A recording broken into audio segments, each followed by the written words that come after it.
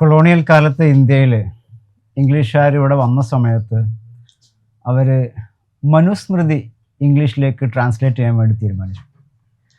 അപ്പോൾ NB ഹാൽഹെഡ് എന്ന് പറയുന്ന ഇംഗ്ലീഷ് ഓഫീസർ, അദ്ദേഹത്തിൻ്റെ മുന്നിലെ വലിയൊരു ടാസ്ക്, മനുസ്മൃതി ഉള്ളത് സാൻസ്ക്രിറ്റിലാണ്. അദ്ദേഹത്തിന് സാൻസ്ക്രിറ്റ് അറിയില്ല. മനുസ്മൃതി അറിയുന്നത് ഇവിടുത്തെ ബ്രാഹ്മണന്മാർക്കാണ്, അവർക്ക് ഇംഗ്ലീഷും അറിയില്ല. അപ്പം അദ്ദേഹം കണ്ടെത്തിയൊരു പോംവഴി, ഇംഗ്ലീഷുകാർക്കും ബ്രാഹ്മണന്മാർക്കും പൊതുവായി അറിയുന്നൊരു ഭാഷയിലേക്ക് മനുസ്മൃതി ട്രാൻസ്ലേറ്റ് ചെയ്യുക, അതിൽ നിന്ന് ഇംഗ്ലീഷിലേക്ക് കൊണ്ടുപോകുക എന്നുള്ളതാണ്. അങ്ങനെ അദ്ദേഹത്തിന് വേണ്ടിയിട്ട് ആദ്യമായിട്ട് മനുസ്മൃതി ട്രാൻസ്ലേറ്റ് ചെയ്യപ്പെടുന്നത് പേർഷ്യനിലേക്കാണ്. പേർഷ്യൻ ഭാഷയിൽ നിന്നാണ് എ കോഡ് ഓഫ് ജെൻഡുലോ എന്ന പേരിൽ അത് ഇംഗ്ലീഷിലേക്ക് വരുന്നത്. പേർഷ്യൻ ഭാഷ ഇന്ത്യയിൽ എത്രത്തോളം ആഴത്തിലുണ്ടായിരുന്നു എന്നതിന് ഇതിൽ പരമൊരു ഉദാഹരണമില്ലെന്ന് എനിക്ക് തോന്നുന്നു. 18-ാം നൂറ്റാണ്ടിൽ ഇന്ത്യ ഭരിച്ചിട്ടുള്ള രജപുത്ര രാജാക്കന്മാരിൽ ഒരാളായിരുന്നു ജയ്സിംഗ് രണ്ടാമൻ. അദ്ദേഹം എക്കാലത്തും ഇന്ത്യയിൽ ജീവിച്ച അസ്ട്രോണമേഴ്സിൽ ഒരു നല്ല അസ്ട്രോണമറാണ്. അദ്ദേഹമാണ് ഇന്ത്യയിൽ ഇന്ന് നമ്മൾ കാണുന്ന ഡൽഹിയിലും ജയ്പൂരിലും വാരാണസിയിലും ഉജ്ജയിലും ഒക്കെ കാണുന്ന ജന്തർ മന്ദറുകൾ ഉണ്ടാക്കിയിട്ടുള്ളത്. അപ്പോൾ ഈ ജന്തർ മന്ദർ അസ്ട്രോണമിക്കൽ ഒബ്സർവേറ്ററീസ് ആണ്, വാനം നിരീക്ഷിക്കാൻ വേണ്ടി ഉണ്ടാക്കിയതാണ്. ഈ ജന്തർ മന്ദറിൽ ഓരോന്നിലും വെച്ചിട്ട് അവർ നടത്തിയിട്ടുള്ള വാന നിരീക്ഷണത്തിൻ്റെ റിസൾട്ട് ഒരു പുസ്തകമാക്കാൻ തീരുമാനിച്ചു. ആ പുസ്തകം അദ്ദേഹം എഴുതുന്നത് പേർഷ്യൻ ഭാഷയിലാണ്. ഇപ്പോൾ ഓൺലൈനിൽ നോക്കിയാൽ നമുക്കത് സാൻസ്ക്രിറ്റിൽ അവൈലബിൾ ആണ്, ഹിന്ദിയിൽ അവൈലബിൾ ആണ്. പക്ഷേ originally it was written in Persian language. ആ പുസ്തകത്തിന് അദ്ദേഹം വെച്ച പേര് സിജ് മുഹമ്മദ് ഷാഹി എന്നാണ്. അദ്ദേഹം അതിന് ആ പേര് വെക്കാൻ കാരണം ഒരേ സമയം അദ്ദേഹം രജപുത്ര രാജാവാണ്, അതോടൊപ്പം മുഗൾ കോട്ടിലെ പ്രഭുവുമാണ്. അപ്പം അന്ന് മുഗൾ ഇന്ത്യ ഭരിച്ചിരുന്ന മുഹമ്മദ് ഷാ ചക്രവർത്തിക്കാണ് ഡെഡിക്കേറ്റ് ചെയ്തിരിക്കുന്നത്, അതുകൊണ്ടാണ് ആ പേര് വെച്ചത്. പക്ഷേ സിജ് എന്നത് പേർഷ്യൻ ഭാഷയിൽ ഈ അസ്ട്രോണമിയുമായി ബന്ധപ്പെട്ട് ഉപയോഗിക്കുന്ന ഒരു പദമാണ്. അപ്പം അത്രമാത്രം ഇന്ത്യയിൽ പേർഷ്യൻ സ്പ്രെഡ് ചെയ്തിരുന്നു എന്നുള്ളതാണ്. ബാബർ ഇന്ത്യയിൽ വരുന്ന സമയത്ത് അദ്ദേഹം ബാബർ നാമയിൽ പറഞ്ഞൊരു കാര്യമുണ്ട്, ഇന്ത്യയിലെ ആളുകളുടെ പേർഷ്യൻ നൈപുണ്യം എന്നെ അത്ഭുതപ്പെടുത്തി എന്ന് അദ്ദേഹം ബാബർ നാമയിൽ എഴുതുന്നുണ്ട്. അത്രമാത്രം ഈ ലാംഗ്വേജ് ഇവിടെ ഉണ്ടായിരുന്നു എന്നുള്ളതാണ്. അപ്പോൾ നമുക്കിതിൻ്റെ തുടക്കമെന്ന് പറയുന്നത്, ഇപ്പോൾ ഇതിനകത്ത് ഇതിൻ്റെ 1-ാമത്തെ അധ്യായത്തിൽ തന്നെ പറയുന്നൊരു കാര്യം, മഹ്മൂദ് ഗസ്നിയുടെ ഒരു കാലം തൊട്ട് നമുക്ക് ഇന്ത്യയിൽ പേർഷ്യൻ ഭാഷയുടെ ഒരു വരവ് കാണാൻ സാധിക്കുമെന്നാണ്. അപ്പോൾ ആ കാലത്ത് തന്നെ, കാരണം ഒരു രാജാവ് അദ്ദേഹം ഇങ്ങോട്ട് വരുമ്പോൾ അദ്ദേഹത്തിൻ്റെ കൂടെ പടയാളികൾ മാത്രമല്ല ഉള്ളത്, നല്ല പണ്ഡിതന്മാരുമുണ്ട്. അത് ആ കാലത്തിൻ്റെ പ്രത്യേകതയാണ്. അലക്സാണ്ടർ ചക്രവർത്തി ഇന്ത്യയിൽ വരുമ്പോൾ അദ്ദേഹത്തിൻ്റെ കൂടെ ധാരാളം നല്ല സ്കോളേഴ്സ് ഉണ്ട്, ഹിസ്റ്റോറിയൻസ് ഉണ്ട്. ഒരു സ്ഥലത്ത് കിങ് സ്റ്റോപ്പ് ചെയ്ത് കഴിഞ്ഞാൽ ഈ ഹിസ്റ്റോറിയൻസും ജോഗ്രഫേഴ്സും 4 വഴി പോവാണ് ഇവിടുത്തെ പ്രത്യേകതകൾ അന്വേഷിച്ചുകൊണ്ട്. അങ്ങനെ ഗസ്നിയുടെ കൂടെ ഇന്ത്യയിൽ വന്ന സ്കോളറിൽ ഒരാളായിരുന്നു അൽ ബിറൂനി. ആ കാലം മുതൽ തന്നെ നമുക്ക് പേർഷ്യൻ ഇൻഫ്ലുവൻസ് അല്ലെങ്കിൽ ആ ഒരു വരവ് കാണാൻ പറ്റും.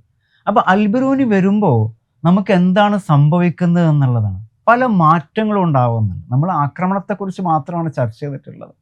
പക്ഷേ ആ ആക്രമണത്തിൻ്റെ കൂടെ പുതിയ രീതികൾ നമുക്ക് വന്നിട്ടുണ്ട്, പുതിയ ശൈലികൾ വന്നിട്ടുണ്ട്. അതേവരെ നമുക്കുണ്ടായിരുന്നത് ചരിത്രമായിരുന്നില്ല, ഐതിഹ്യമായിരുന്നുവെങ്കിൽ അന്ന് മുതൽ നമുക്ക് ചരിത്രമുണ്ടാവാൻ തുടങ്ങുന്നു എന്നുള്ളതാണ്.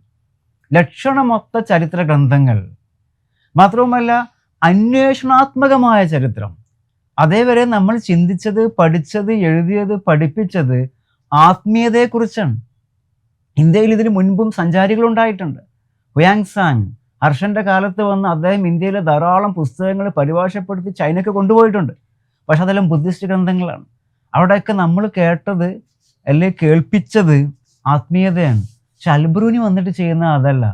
അദ്ദേഹം പറയുന്നൊരു കാര്യം, അദ്ദേഹം ഇന്ത്യയെക്കുറിച്ചൊരു പുസ്തകം എഴുതുന്നുണ്ട്, തഹ്കീക്കെ ഹിന്ദ് അല്ലെങ്കിൽ കിതാബുൽ ഹിന്ദ്.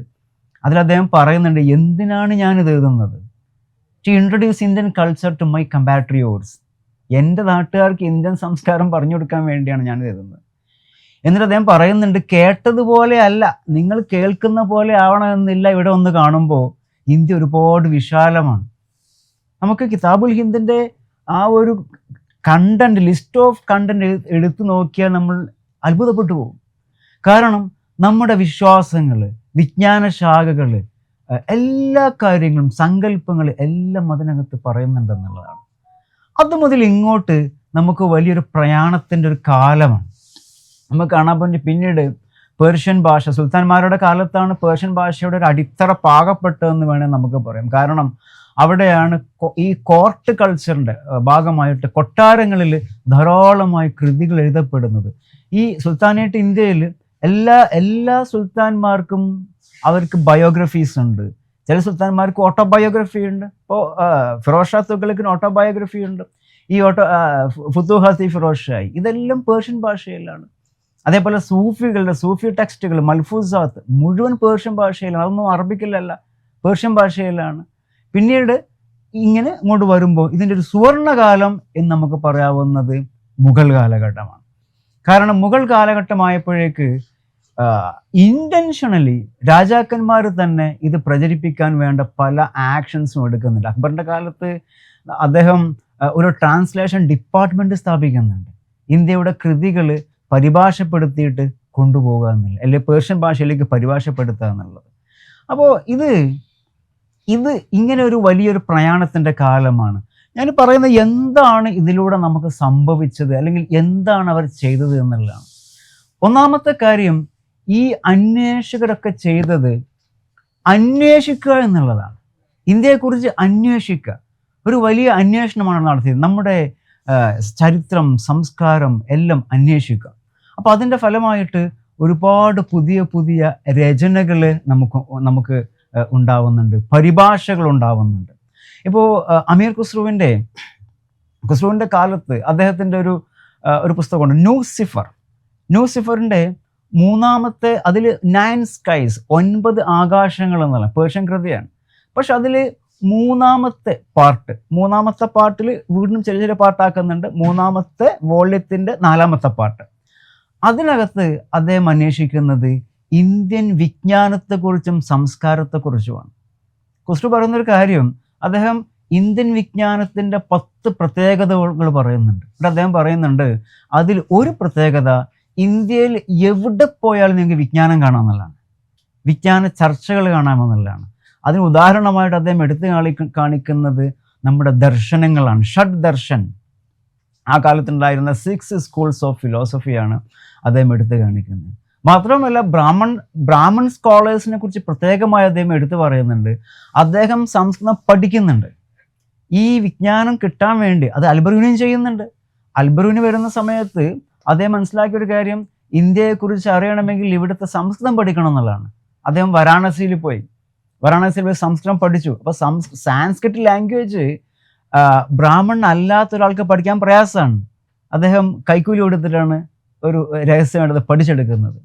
അതേപോലെ അമീർ ഖുസ്രു പറയുന്നുണ്ട്, ഞാൻ സാൻസ്ക്രിറ്റ് പഠിച്ചു, എന്നിട്ടാണ് ഈ ടെക്സ്റ്റുകൾ മുഴുവൻ അവർ അപ്രോച്ച് ചെയ്യുന്നതെന്നുള്ളതാണ്. അപ്പോൾ ഇതൊരു വല്ലാത്ത അന്വേഷണത്തിൻ്റെ കാലമാണ്. ഈ അന്വേഷണത്തിൻ്റെ ഫലമായിട്ട് ഒരുപാട് വിജ്ഞാനങ്ങൾ പുറം ലോകത്തെത്തുന്നു എന്നുള്ളതാണ്. അശോകൻ്റെ ലിഖിതം ആദ്യമായിട്ട് വായിക്കാൻ ശ്രമിച്ച രാജാവ്, ആദ്യമായി വായിക്കാൻ ശ്രമിച്ചത് സുൽത്താൻ ഫിറോസ് ഷാ തുഗ്ലക്കാണ്. നമ്മൾ കേട്ടിരിക്കുന്നത് 1837 ജെയിംസ് പ്രിൻസിപ്പ് അശോകൻ്റെ ബ്രഹ്മി ലിഖിതം വായിച്ചു എന്നാണ്. പക്ഷെ അതിന് മുമ്പ് ഫിറോസ് ഷാ തുഗ്ലക്ക് ഈ ലിഖിതം വായിക്കാൻ ശ്രമിക്കുന്നുണ്ട്. ഇത് M.R. രാഘവ വാര്യർ ലിപി പഠനം എന്ന പുസ്തകത്തിൻ്റെ ആമുഖത്തിൽ ഈ കഥ പറയുന്നുണ്ട്. അപ്പോൾ ഈ ഫിറോസ് ഷാ തുഗ്ലക്ക് നല്ല ഒത്തിരി പടയോട്ടം നടത്തിയ ഒരു സുൽത്താനാണ്. അപ്പോൾ നല്ലൊരു സഞ്ചാരിയാണ്, അതേപോലെ നന്നായിട്ട് വായിക്കുന്ന നല്ല സ്കോളറാണ്. അപ്പോൾ ഒരിക്കൽ ഈ ഉത്തരേന്ത്യയിൽ ഇങ്ങനെ പോകുന്ന സമയത്ത് ഈ പല സ്ഥലത്തും അദ്ദേഹം ഇങ്ങനെ ഈ പില്ലാർ ഇങ്ങനെ കാണും, അശോകൻ്റെ പില്ലാർ. ഇതിലെന്തോ എഴുതി വെച്ചിട്ടുണ്ട്, ആർക്കും അറിഞ്ഞൂടാ എന്താണ് എഴുതിയത് എന്ന്. അദ്ദേഹം പറഞ്ഞു, 2 പില്ലാറെടുത്ത് നിങ്ങൾ ഡൽഹിയിൽ കൊണ്ടുവരാം. അങ്ങനെയാണ് ഇന്ന് ഡൽഹിയിൽ കാണുന്ന 2 പില്ലാർസ് അവിടെ എത്തുന്നത്. ഇന്ന് നമ്മൾ നെഹ്റു കമല വിഹാറിൽ കാണുന്ന ഒരു പില്ലാറുണ്ട്, മറ്റൊന്ന് ഫിറോസ് ഷാ കോട്ട്ല, ആ സ്റ്റേഡിയം അതിൻ്റെ അടുത്തൊരു കോട്ട, അവിടെ കാണുന്ന 4 പില്ലർ. ഇത് രണ്ടും അശോകൻ വെച്ചതല്ല. അശോകന്റെ കാലത്ത് ഡൽഹി ഒരു നഗരമേ അല്ല, ഒരു പ്രാധാന്യമുള്ള സ്ഥലമേ അല്ല. ഇത് ഫിറോസ് ഷാ തുഗ്ലക് കൊണ്ടുവച്ചതാണ്. വളരെ പ്രയാസപ്പെട്ട് ഒന്ന് മീററ്റിൽ നിന്ന് കൊണ്ടുവന്നതാണ്. അപ്പോൾ ഇത് പൊട്ടിപ്പോവാതിരിക്കാൻ വലിയ മെത്തകൾ ഉണ്ടാക്കിയിട്ട്, കോട്ടൺ മെത്തകൾ ഉണ്ടാക്കിയിട്ട് ഈ പില്ലാർ അതിലേക്ക് ചരിച്ച് വെച്ച് ഇവർ ഈ താണ്ടി കൊണ്ടുവരികയാണ്, നദിയൊക്കെ താണ്ടി കൊണ്ട് സ്ഥാപിക്കുകയാണ്. എന്നിട്ട് ബ്രാഹ്മണസിന് അദ്ദേഹം വിളിച്ചു വരുത്തിട്ട് പറഞ്ഞു, ഇത് വായിക്കുക, എന്താണ് എഴുതി വെച്ചിരിക്കുന്നത്. അവർക്ക് വായിക്കാൻ പറ്റിയില്ല, കാരണം ഇത് ബ്രഹ്മി സ്ക്രിപ്റ്റാണ്, അത് വായിക്കാൻ പറ്റിയില്ല. അദ്ദേഹം ഒരുപാട് ട്രൈ ചെയ്ത് ഇന്ന് വായിക്കാൻ വേണ്ടിയിട്ട്, വായിക്കാൻ പറ്റിയില്ല. അതേപോലെ ഒരിക്കലും ഈ ഫിറോസ് ഷാ തുഗ്ലക്ക് ജ്വാലാമുഖി ടെമ്പിൾ അദ്ദേഹം അവിടെ പോകുന്ന സമയത്ത്, ഒരു വാറിന് വേണ്ടി പോകുന്ന സമയത്ത് അദ്ദേഹത്തോട് ആരോ പറഞ്ഞു, ജ്വാലാമുഖിയിൽ കുറേ കൃതികളുണ്ട്, നല്ല പുസ്തകങ്ങളുണ്ട്. അദ്ദേഹം പറഞ്ഞു അതൊക്കെ എടുത്ത് കൊണ്ടുവരാൻ വേണ്ടി പറഞ്ഞു. സുൽത്താനല്ല, അതൊക്കെ കൊടുത്തേ പറ്റും. ഡൽഹിയിൽ കൊണ്ടുവന്നിട്ട് ഈ പുസ്തകങ്ങൾ മുഴുവൻ അതിൽ നിന്ന് പരിശോധിച്ച് അതിൽ നിന്ന് അസ്ട്രോണമി, മാത്തമാറ്റിക്സ് തുടങ്ങിയ പുസ്തകങ്ങളൊക്കെ പേർഷ്യൻ ഭാഷയിലേക്ക് പരിഭാഷപ്പെടുത്തി. അപ്പോഴാണ് പുറം ലോകത്തേക്ക് ഇതൊക്കെ പോകുന്നത് എന്നുള്ളതാണ് യാഥാർത്ഥ്യം. അപ്പോൾ ഈ ഭാഷ, ഈ സംസ്കാരം ഇവിടെ വരുമ്പോൾ നമുക്കുണ്ടാവുന്ന മാറ്റങ്ങൾ ഇതൊക്കെയാണ് എന്നുള്ളതാണ്. ഇങ്ങനെ ഇത്തരത്തിലുള്ള നല്ല നല്ല അന്വേഷണങ്ങൾ ഉണ്ടാവുന്നു, ആ അന്വേഷണങ്ങൾ പുറം ലോകത്ത് എത്തുന്നു എന്നുള്ളതാണ്. ഇപ്പോൾ അതിൻ്റെ ഭാഗമായിട്ട് ഈ പല സൂഫി ടെക്സ്റ്റുകളിലും, ഇപ്പോൾ ഒരു എക്സാമ്പിൾ, യോഗയെക്കുറിച്ചുള്ള അല്ലെങ്കിൽ ധ്യാനത്തെക്കുറിച്ചുള്ള ഒത്തിരി അന്വേഷണങ്ങൾ ഉണ്ടാവുന്നുണ്ട്. അപ്പോൾ ഈ ധ്യാനത്തെക്കുറിച്ച് അന്വേഷിക്കുമ്പോൾ ഇവിടെ വന്ന പല സൂഫികളും സംസ്കൃത കൃതികൾ പഠിച്ചിട്ട് അവയിലുള്ള ഇത്തരം ധ്യാനങ്ങളുടെ കണ്ടന്റ് പേർഷ്യൻ ഭാഷയിലേക്ക് പരിഭാഷപ്പെടുത്തുന്നുണ്ട്. ഇതിൻ്റെ ഫലമായിട്ട് ധാം എന്നൊരു വിജ്ഞാന ശാഖ തന്നെ പേർഷ്യൻ ലാംഗ്വേജിൽ ഉണ്ടായി എന്ന് പല സ്കോളേഴ്സും പറഞ്ഞു. അപ്പോൾ ഈ ധാം എന്നുള്ളത് ശരിക്കും ഇന്ത്യയിൽ മാത്രമല്ല, ഈ കൃതികൾ പേർഷ്യൻ ഭാഷയിലേക്ക് പരിഭാഷപ്പെടുത്തുകയും അത് പിന്നീട് ഏഷ്യയുടെ മറ്റു ഭാഗങ്ങളിലേക്കൊക്കെ പ്രചരിക്കുകയും ചെയ്യുന്നുണ്ട്. അപ്പോൾ അന്വേഷിക്കുക എന്നുള്ളൊരു ഒരു പുതിയ ഒരു രീതി നമ്മൾ തുടക്കം കുറിക്കുകയാണ്. രണ്ടാമത്തെ ഒരു കാര്യം ട്രാൻസ്ലേഷനാണ്, പരിഭാഷകൾ. അപ്പോൾ ആദ്യകാലത്തെ പരിഭാഷകളൊക്കെ പലതും ഇൻഡിവിജ്വലിയുള്ള ചില സ്കോളേഴ്സിൻ്റെ ഒക്കെ താല്പര്യം, അല്ലെങ്കിൽ ഇപ്പം ബഹ്റൽ മഖ്ലൂക്കാത്ത് ഒരു ട്രാൻസ്ലേഷനുണ്ട്. അത് പിന്നെ മുഹമ്മദ് ഗൗസ് ഗോളിയോറി നടത്തുന്ന ഒരു ട്രാൻസ്ലേഷനാണ്. അപ്പോൾ ഇത് യോഗയുടെ, ഇന്ത്യയിൽ നിലനിന്നിരുന്ന യോഗ ഈ വിജ്ഞാനം സാൻസ്ക്രിറ്റിൽ നിന്നും പേർഷ്യനിലേക്ക് പരിഭാഷപ്പെടുത്തുന്നതാണ്. അതേപോലെ ഫിറോസ് ഷാ തുഗ്ലക്കിൻ്റെ കാലത്ത് നമ്മുടെ musical text Sangeetha Ratnakar, something like that, ഞാൻ കറക്റ്റാ പേര് ഓർക്കുന്നില്ല, അത് ഒരു സാൻസ്ക്രിറ്റിക് കൃതിയാണ്, അതിനെ പേർഷ്യൻ ഭാഷയിലേക്ക് കൊണ്ടുപോകുന്നുണ്ട്. എന്നാൽ മുഗൾ കാലം എത്തിയപ്പോൾ ഈ ട്രാൻസ്ലേഷൻ വല്ലാതെ വർദ്ധിച്ചു.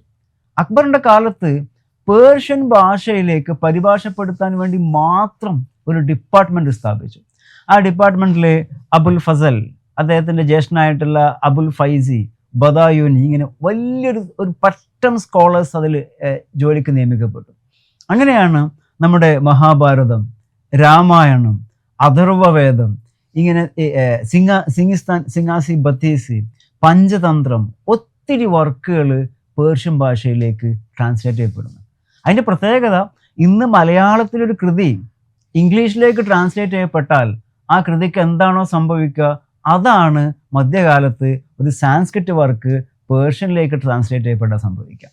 അപ്പോൾ അത് പുറം ലോകത്തെത്തി. ചില പരിഭാഷകളൊക്കെ രസകരമാണ്. മഹാഭാരതത്തിന് പേർഷ്യൻ ഭാഷയിൽ ഇട്ട പേര് റസ്മനാമ എന്നാണ്. റസ്മനാമ, ബുക്ക് ഓഫ് വാർസ്. കാരണം ഇവരിത് വായിച്ചപ്പോൾ നിറയെ യുദ്ധങ്ങളാണ്. അപ്പോൾ റസ്മനാമ, യുദ്ധങ്ങളുടെ പുസ്തകം എന്നാണ് പേരിട്ടിരിക്കുന്നത്. പക്ഷെ രാമായണത്തിന് അങ്ങനെയല്ല, രാമായണത്തിന് രാമായണ എന്ന് തന്നെയാണ് പേര് വെച്ചിരിക്കുന്നത്. അപ്പോൾ ഇങ്ങനെയുള്ള പരിഭാഷകൾ ധാരാളമായിട്ട് വരുന്നു. അപ്പോൾ നമുക്കിന് വേറൊരു ഗുണം, ഈ സാൻസ്ക്രിറ്റിൽ നിന്ന് പേർഷ്യനിലേക്ക് പോയി കഴിഞ്ഞാൽ പേർഷ്യനിൽ നിന്ന് ഇംഗ്ലീഷിലേക്കും അതേപോലെ മറ്റു ഭാഷകളിലേക്കൊക്കെ ഇത് പരിഭാഷപ്പെടുത്തപ്പെടും. അപ്പോൾ ധാരാളമായിട്ടുള്ള പരിഭാഷകൾ ഉണ്ടായി എന്നുള്ളത് അതിൻ്റെ രണ്ടാമത്തെ ഒരു പ്രത്യേകതയാണ്. മൂന്നാമത്തെ ഒരു കാര്യം, ഈ ഇംഗ്ലീഷുകാരും അതേപോലെ തന്നെ ഇന്ത്യക്കാരായ ആളുകൾ, പ്രത്യേകിച്ച് സാൻസ്ക്രിറ്റ് അറിയുന്ന ആളുകൾ, ഇവർക്കൊരു പ്രത്യേകത ഉണ്ട്. പേർഷ്യൻ ഭാഷ ഈ 2 ഭാഷകളുമായിട്ട് വളരെ ബന്ധമുള്ളൊരു ഭാഷയാണ്. ഈ 3 ഭാഷകളും ഒരുപാട് കണക്ഷൻസ് ഉണ്ട്. അപ്പോൾ പല പദങ്ങളെടുത്ത് നമുക്ക് മനസ്സിലാക്കാൻ പറ്റും. ഇപ്പോൾ മദർ, നമ്മൾ ഇംഗ്ലീഷിൽ മദർ എന്ന് പറയും. അപ്പോൾ മദർ എന്നാണ് പേർഷ്യനിൽ പറയുന്നത്, സാൻസ്ക്രിറ്റിൽ മാതർ. അതേപോലെ ഫാദർ എന്ന് നമ്മൾ ഇംഗ്ലീഷിൽ പറയുന്നു. അതേപോലെ പിതർ എന്ന് സാൻസ്ക്രിറ്റിൽ പറയുന്നു, പിതർ എന്ന് പേർഷ്യനിൽ പറയുന്നു. ദുഹിതൃ, പുത്രി, ദുഹിതൃ എന്ന് സാൻസ്ക്രിറ്റിൽ പറയുന്നു, ഡോട്ടർ എന്ന് ഇംഗ്ലീഷിൽ പറയുന്നു, ദുഖ്തർ എന്ന് പേർഷ്യനിൽ പറയുന്നു. അതേപോലെ ഡോർ എന്ന് ഇംഗ്ലീഷിൽ പറയുന്നു, ദോർ അല്ലെങ്കിൽ ദോർ എന്ന് പേർഷ്യനിൽ പറയുന്നു. നമ്മൾ ദ്വാര, ഇപ്പോൾ ദ്വാരപാലകം എന്ന് പറയും, ദ്വാര സാൻസ്ക്രിറ്റിൽ പറയുന്നു. അപ്പം ഇങ്ങനെ ഇപ്പോൾ ടു, 2, ടു എന്ന് ഇംഗ്ലീഷിൽ പറയുന്നു, ദു, ദോ അല്ലെങ്കിൽ ദു എന്ന് പേർഷ്യനിൽ പറയുന്നു, ദ്വി അല്ലെങ്കിൽ ദ്വന്ദ്ം, 2 സാൻസ്ക്രിറ്റിൽ പറയുന്നു. വലിയ സാമ്യതനുണ്ട്. അപ്പോൾ ഇവർക്കിത് പഠിക്കാൻ എളുപ്പമാണ്. അതുകൊണ്ട് തന്നെ ഇന്ത്യക്കാരായ ആളുകൾ, സാൻസ്ക്രിറ്റ് അറിയുന്ന ആളുകൾ പേർഷ്യൻ നന്നായിട്ട് പഠിച്ചിരുന്നു. ഇപ്പം നേരത്തെ അതിൽ ഇപ്പം ഈച്ചൻ തന്നെ പറയുന്ന പോലെ ഇതൊരു കണക്ഷൻ ലാംഗ്വേജ് അല്ലെങ്കിൽ പരസ്പര കമ്മ്യൂണിക്കേഷൻ ലാംഗ്വേജ് ആയിട്ടാണ് ഒരുപാട് കാലം പേർഷ്യൻ ഇന്ത്യയിൽ ഉപയോഗിക്കപ്പെട്ടത്. ഇപ്പോൾ മറാത്ത രാജാക്കന്മാർ അവർക്ക് മറ്റു പ്രദേശങ്ങളുമായിട്ട് അവർ കമ്മ്യൂണിക്കേഷൻ നടത്താൻ വേണ്ടിയിട്ട് അവർ ഉപയോഗിച്ചിട്ടുള്ളത് ഈ സാൻസ്ക്രിറ്റാണ്, പേർഷ്യനാണ്. മറാത്തി ഉപയോഗിക്കും, സാൻസ്ക്രിറ്റ് ഉപയോഗിക്കും, പക്ഷെ രാജ്യങ്ങൾക്കിടയിലുള്ള കമ്മ്യൂണിക്കേഷൻ അവർ ഉപയോഗിക്കുക പേർഷ്യനാണെന്നുള്ളത്. അപ്പോൾ അവർക്ക് പഠിക്കാൻ സാധിക്കുന്നു എന്നുള്ളത്. അപ്പോൾ ഇതേപോലെ അതുകൊണ്ട് തന്നെ മലയാളത്തിൻ്റെ ഒരു കേസ് എടുത്തു കഴിഞ്ഞാൽ മലയാളത്തിലേക്ക് ഏറ്റവും കൂടുതൽ പേർഷ്യൻ വാക്കുകൾ വന്നത് അഡ്മിനിസ്ട്രേറ്റീവ് വേർഡ്സാണ്, ഭരണപരമായിട്ടുള്ള വാക്കുകളാണ്. കാരണം എന്തായാലും ഇപ്പം നമ്മൾ ഉപയോഗിക്കുന്ന കുറേ വാക്കുകൾ, ഇപ്പോൾ കാനേഷുമാരി എന്നുള്ള പേർഷ്യനാണ്. ഹാനെ ഷുമാരി, ഹാനെ എന്നുള്ള പേർഷ്യനിൽ വീട് എന്നർത്ഥം, ഷുമാരി എണ്ണുക. അപ്പോൾ ഈ ഖാനേഷുമാരി എന്നുള്ള പേർഷ്യൻ വേർഡാണ്.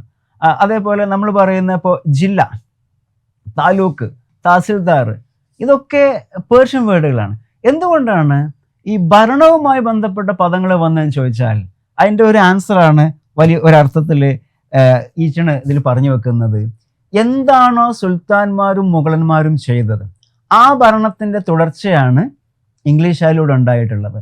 ആ തുടർച്ചയിൽ ഏറ്റവും അധികം അവർ കടം കൊണ്ടത്, സ്വീകരിച്ചത് ഭരണപരമായിട്ടുള്ള പേരുകളും മറ്റുമാണ്. അതുകൊണ്ട് പിൽക്കാലത്ത് എന്ത് ചെയ്തു, ആ പദങ്ങൾ ധാരാളമായിട്ട് നിലനിന്നു. അവിടെയാണ് കണ്ടിന്യൂറ്റി വരുന്നത്. അതിൻ്റെ കൂടെ നമ്മൾ ഈ പറയുന്ന പോലെ അവരുടെ പല ആർക്കിടെക്ചർ, ലിറ്ററേച്ചർ, ഇതൊക്കെ അതിൻ്റെ കൂടെ വരികയുണ്ടായി. ഇതിൽ പ്രധാനമായിട്ടും നമ്മൾ ആ ഭാഷ മാത്രമാണ് ഞാൻ പറഞ്ഞത്. പക്ഷേ പേർഷ്യനേറ്റ് എന്ന് പറഞ്ഞ ഭാഷ മാത്രമല്ല, അവിടെ നമുക്ക് പിന്നെ നമ്മുടെ സംസ്കാരവും ഒക്കെ അതിൻ്റെ ഭാഗമാണ്. ഇപ്പോൾ പെയിൻറ്റിങ്, ഒരു ചെറിയ എക്സാമ്പിൾ പറയാം. ഇന്ത്യയിൽ നമുക്ക് ആൻഷ്യൻ്റിൽ നമുക്ക് പെയിൻറ്റിംഗ് ഉണ്ട്. നമ്മുടെ പെയിൻറ്റിംഗ് എന്ന് പറയുന്നത് അത് മ്യൂറൽ പെയിൻറ്റിംഗ് ആണ്. പ്രധാനമായിട്ടും ചുവർ ചിത്രങ്ങളാണ് നമുക്കുണ്ടായിരുന്നത്. പക്ഷേ മെഡീവലിലേക്ക് വരുമ്പോൾ നമ്മൾ അതിൽ നിന്ന് മാറിയിട്ട് ക്യാൻവാസിലേക്ക് വരികയാണ് നമ്മളെ പെയിൻറ്റിങ്. അത് തന്നെ വളരെ ഡിഫറെൻ്റ് ആയിട്ടുള്ള പെയിൻറ്റിങ്സ്. ഇപ്പം നമുക്ക് സ്പിരിച്വൽ പെയിൻറ്റിങ്സ് മാത്രമല്ല, എങ്ങനെയാണ് ഇത്ര വലിയ ഒരു കലാലോകം നമുക്കുണ്ടായത്? ഹുമയൂൺ ചക്രവർത്തി അദ്ദേഹം ഷേർഷയോട് യുദ്ധം തോറ്റിട്ട് 1540 യുദ്ധം തോൽക്കുന്നുണ്ട്. ഈ യുദ്ധം തോറ്റ് പേർഷ്യയിലേക്ക് നാട് കടക്കുകയാണ്. നാട് കടന്ന് 15 കൊല്ലം കഴിഞ്ഞ് തിരിച്ചു വരുമ്പോൾ അദ്ദേഹം 2 പെയിൻറ്റേഴ്സിനെയും കൂടി കൊണ്ടുവരാണ്. ആണ് ഉസ്താദ് അലി ആൻഡ് ഉസ്താദ് അബു സമദ്. ഈ 2 പെയിൻറ്റേഴ്സ് വരെയാണ്. എന്നിട്ട് ഇവരാണ് പിന്നീട് പേർഷ്യൻ പെയിൻറ്റിങ്ങിന് തുടക്കം. പിന്നീട് ഇന്ത്യയിൽ ബെഹ്സാദ് സ്കൂൾ ഓഫ് പെയിൻറ്റിങ് ഉണ്ടാകുന്നുണ്ട്. അത് പേർഷ്യയിലെ വലിയൊരു പെയിൻറ്ററുടെ പേരാണ് ബെഹ്സാദ്. ആ ബെഹ്സാദ് സ്കൂൾ ഓഫ് പെയിൻറ്റിങ് ഇവിടേക്ക് വരുന്നു.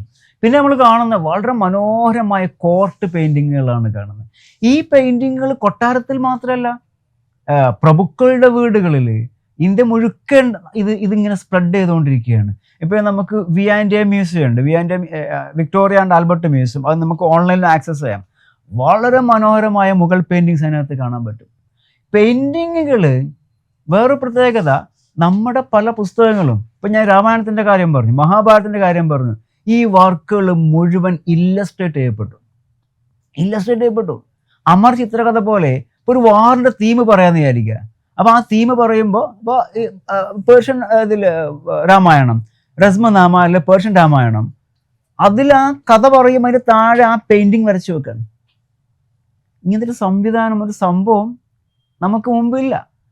അപ്പോൾ വളരെ ഈ ഒരു പെയിൻറ്റിങ്ങിൻ്റെ ഒരു സ്റ്റൈല് നമുക്ക് കിട്ടുന്നു എന്നുള്ളതാണ് ഞാൻ പറയാൻ ഉദ്ദേശിക്കുന്ന ഒരു കാര്യം. ഇന്ത്യയിൽ ഇതിന് മുൻപ് ഇങ്ങനെ ഇത്രത്തോളം ഇന്ത്യൻ സംസ്കാരവും വിജ്ഞാനവും മഹത്വമാണ് എന്നും ഇത് വിശാലമാണ് എന്നും പുറം ലോകത്തോട് വിളിച്ചു പറഞ്ഞൊരു കാലഘട്ടം നമുക്ക് ഉണ്ടായിട്ടുണ്ടോ എന്നാണ് ഞാൻ ചോദിക്കാൻ ആഗ്രഹിക്കുന്നത്. അല്ല, അങ്ങനെ ഇല്ല എന്നുള്ളതാണ് ഞാൻ എൻ്റെ ഒരു എളിയ അന്വേഷണം മനസ്സിലായിട്ടുള്ള കാര്യം എന്ന് പറയുന്നത്. അന്നാണ് ഇത്രയധികം ഇന്ത്യൻ കൃതികൾ വിദേശികൾക്ക് ആക്സസ് ചെയ്യാൻ പറ്റുന്നത്. അതേപോലെ അവർ ഈ കൃതികൾ അന്വേഷിച്ച് ഇങ്ങോട്ട് വരുന്നതെല്ലാം ഇംഗ്ലീഷുകാർ ഇവിടെ വന്നിട്ട്, ഓറിയന്റൽ സ്കോളേഴ്സ് വന്നിട്ട് അവർ ചെയ്ത പ്രധാനപ്പെട്ട ഒരു കാര്യം ഈ കൃതികളെ ട്രാൻസ്ലേറ്റ് ചെയ്യുക എന്നുള്ളതാണ്. ഇപ്പോൾ എലിയട്ടിൻ്റെ കാര്യം പിന്നെ നേരത്തെ പറഞ്ഞല്ലോ.